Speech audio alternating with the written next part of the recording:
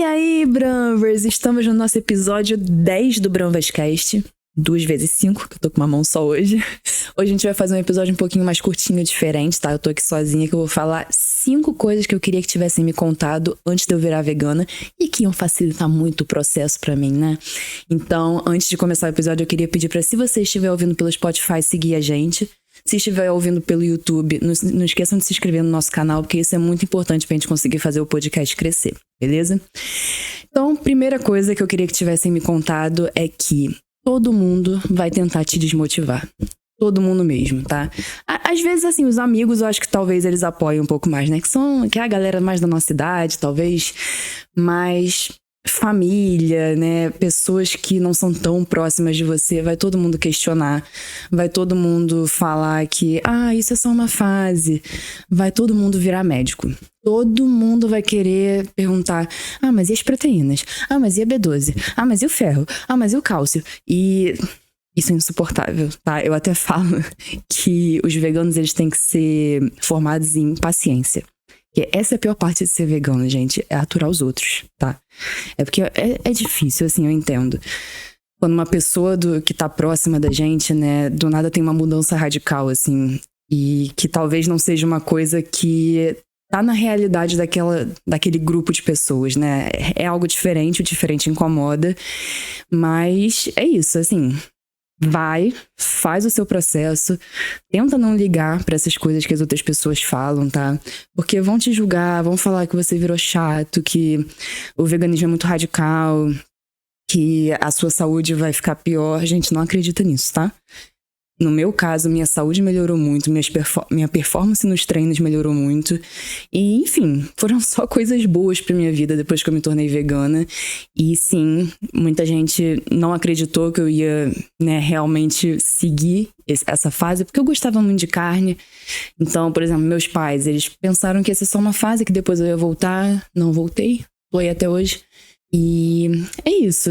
É difícil, né, quando a gente não tem um círculo de apoio perto da gente, mas siga firme e forte nos seus motivos, né? Eu até recomendo muito que vocês vejam documentários para sempre estar reforçando o motivo de vocês, porque é difícil ir contra a corrente, né? E contra para onde tá todo mundo andando, você vir na direção contrária. Então, é isso. Esse é o primeiro ponto. Segundo ponto, você vai muito provavelmente ter mais gases no início. Não desanima, tá? Porque quando a gente faz a substituição da carne pelas proteínas vegetais, as proteínas vegetais, naturalmente, elas já têm mais fibras, né? Então, pode ser que dê aquele choque inicial no seu organismo e você produza mais gases. A minha dica é, vai aumentando aos poucos, que o seu corpo vai acostumando. Eu não fiz isso, dei uma porradeira logo de uma vez só. Nossa, a galera que ficava perto de mim sofria, mas isso melhora, tá? Vai persistindo que melhora. Se persistir por muito tempo, aí eu recomendo procurar um médico, né? Porque tem gente que tem síndrome do intestino irritável. Pode ser que você tenha sensibilidade a um tipo de alimento só. Por exemplo, a minha nutricionista, a Duda Souza, a gente fez uma investigação com ela que eu tava sempre tendo gases no fim do dia. E eu descobri que era um pão. Era um pão que eu comia que tinha frutas e ele era uma delícia, mas não batia bem, né? Então a gente tirou esse pão e deu tudo certo. Mas isso foi agora, né? Falando lá do meu início, eu realmente tive esse baque inicial que foi um pouquinho difícil, mas o meu organismo se acostumou. Beleza? Ponto 3. Não é apenas pra tirar a carne do prato, tá, gente? Isso foi um erro meu que eu fiz no início que eu quase desisti. Por quê? Uma das coisas que me travava quando eu tava querendo ir do vegetariano pro vegano é que eu achava que ia me faltar proteína, né? Que eu ia ficar fraca, assim. Eu não me orgulho, mas eu já tive esse tipo de pensamento. E o que me deu esse gás, né? Porque eu não queria perder performance nos treinos, perder a massa muscular que eu já tinha construído.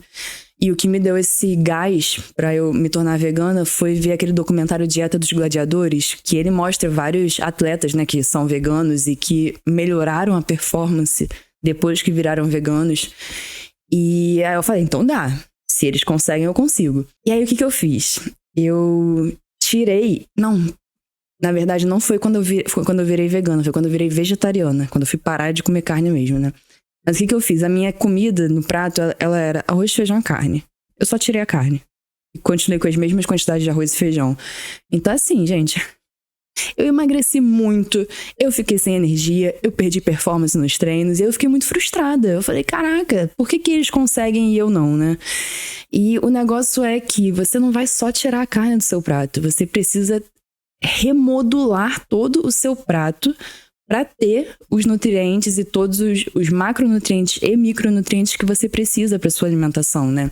Pro seu objetivo, que no meu caso era ganho de massa e performance nos treinos, né? Eu queria ganhar força. Então esse foi um erro que eu cometi. Só melhorou depois que eu fui numa nutricionista especializada em nutrição vegetariana e vegana. Que aí ela falou, Natália, você tá comendo muito pouco. A gente vai ter que aumentar essa quantidade. Eu falei, graças ao bom senhor, porque eu sou taurina, eu gosto de comer muito. E aí, realmente, a bichinha tacou comida de verdade pra mim, viu? Assim, aquele prato de pedreiro que eu falei, glória a Deus. Simbora. Esse, na verdade, é inclusive o quarto ponto. 1, 2, 3... estamos no quarto ponto, né? Vou misturar os dois agora.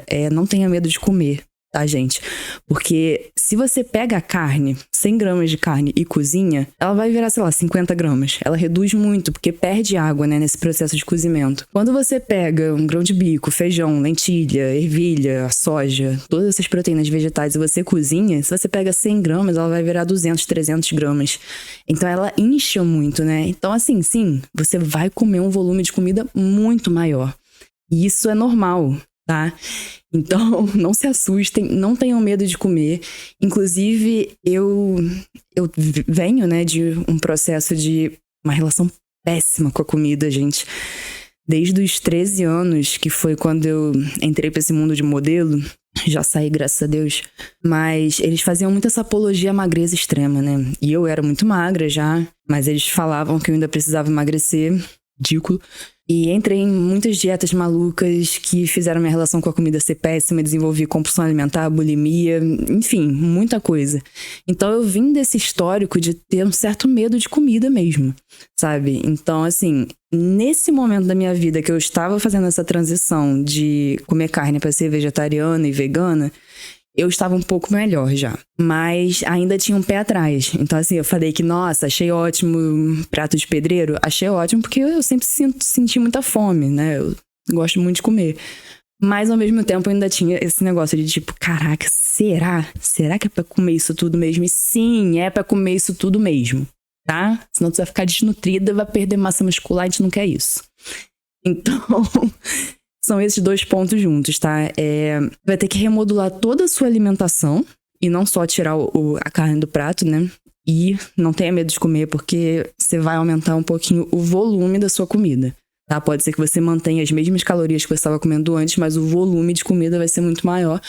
O que nós gostosas veganas amamos, né? Porque a gente quer ficar com o buchinho cheio, né? Ninguém quer passar fome aqui não, tá, gente? E o quinto e último ponto, gente, vocês vão precisar, sim, investir um tempo para conhecer os alimentos e para cozinhar. Porque, assim, falando, por exemplo, de alguém que trabalha fora, né? Trabalha em escritório. Se você viver de comer na rua, quais são as opções veganas que tem em restaurante, geralmente? Moqueca de banana da terra, quiche de cogumelo, não sei o que, de alho poró. Então, assim, não são coisas proteicas, né? Que vão te dar uma sustância. Então, acaba sendo um pouco mais difícil você conseguir bater a sua meta diária de nutrientes e tudo mais. Então, é normal o vegano ir pra cozinha por causa disso, tá? Porque se a gente viver de comer na rua, é um pouco difícil. E aí, eu tive uma grande frustração com isso, gente, porque eu não cozinhava, né? Eu morava com meus pais nessa época. Então, meu pai que cozinhava lá em casa, era isso que eu falei, sempre arroz, feijão e bife. Então, quando eu fui pra cozinha, eu falei, tá, como que faz o arroz? Aí descobri como é que faz o arroz, foi. Como que faz o feijão? Descobri como faz o feijão, foi. Aí eu quis me aventurar nas receitas veganas, tipo, veganizar um hambúrguer. Foi só ladeira abaixo, mas só ladeira abaixo. E veio hambúrguer farinhento, e veio hambúrguer com gosto residual de sei lá o quê, e muito temperado, e pouco temperado.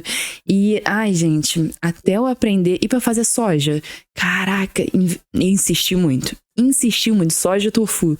Porque a soja e o tofu eles não tem gosto de nada, né? Eles vão pegar o gosto que você dá pra eles. Então você tem que temperar muito, tem que saber como é que vai preparar pra tirar o gosto residual da soja. Isso foi um desastre pra mim, de verdade. Mas olha, pelo lado bom, eu aprendi a cozinhar. Hoje eu faço comidas muito gostosas, graças ao bom Senhor. E comidas fáceis, tá? Do jeito que eu tô falando, parece que são coisas muito difíceis, mas não. São coisas fáceis, é porque eu realmente não cozinhava nada. Então, esse é o ponto do cozinhar. Agora, sobre conhecer os alimentos, é importante porque a gente tem que suprir os nossos micronutrientes também. Então, a gente tem que saber o que é uma boa fonte de cálcio, o que é uma boa fonte de ferro. Muita gente não tem como investir num nutricionista para fazer isso, né? Então, sim, você vai ter que estudar um pouco sobre os alimentos. Então, por exemplo, fontes de cálcio. Temos amêndoa, temos o gergelim, alguns vegetais verdes escuros, se eu não me engano. Se eu estiver falando merda, algum nutricionista comenta aqui, por favor. Fontes de ferro. Os vegetais verdes escuros também são fontes de ferro. Todas as leguminosas. E uma dica pra gente absorver melhor o ferro vegetal, porque não é tão natural do nosso corpo assim conseguir absorver esse ferro, é sempre depois das refeições você comer alguma fonte de vitamina C. Então, eu, por exemplo, sempre como uma laranja, uma tangerina. Então, pra gente conseguir aí todos esses micronutrientes que o nosso corpo vai precisar e não deixar faltando nada, né? E talvez suplementar B12 ou não. Aí vai depender dos seus exames, isso aí só um médico vai conseguir falar, tá? Então, nesse início é um pouquinho complicado, até porque tem a questão de ler rótulo no mercado também. Até hoje, gente, até hoje eu fico assim um tempo, gastando meu tempo lá nas prateleiras, pegando os alimentos, vendo mesmo se não tem nada de origem animal. Até quando o produto fala que é vegano, eu fico meio suspeita, porque não sabemos, né? Então eu fico lá lendo toda a lista de ingredientes pra ter certeza. Mas isso é uma coisa que você vai se acostumando com o tempo, né? Depois você já sabe, isso aqui é vegano, isso aqui é o que eu sempre tenho aqui na minha alimentação. Então, assim, é um processo que você vai passar no início, tá? Mas todos esses 5 pontos que eu falei, pra quem tá entrando nesse mundo do veganismo, pode ser algo muito desanimador. Então, não desanimem, tá, gente? Eu passei por tudo isso, estou aqui firme e forte e falando pra vocês que foi a melhor escolha que eu fiz na minha vida, tá? E é isso, esse foi um episódio mais curtinho, espero que vocês tenham gostado. Se vocês tiverem alguma coisa pra acrescentar, alguma outra coisa que vocês gostariam de que vocês soubessem antes de terem virado veganos, né, que eu não comentei aqui, vocês podem deixar aqui nos comentários. E não esqueçam de compartilhar esse episódio e seguir a gente, pra gente crescer esse podcast, tá bom, gente? Um beijo, até a próxima!